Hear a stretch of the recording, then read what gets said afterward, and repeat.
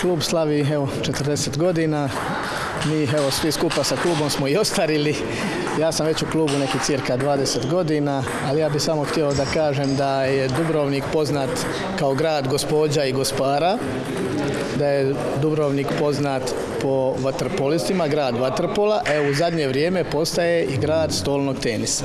A usponi su tako slatki da kad se popenješ na vrh neke planine, na vrh nekog uspjeha, kad postigneš svoj cilj, onda niko sretniji od predsjednika, igrača, ljudi u upravi i svih oko kluba. Moram naglasiti i tu jednu veliku potporu navijača, naših vjernih pitura koji nas dižu, koji budu 3., 4., 5. ili 10. igrač i znaju prepoznati dobar stolni tenis i znaju navijati.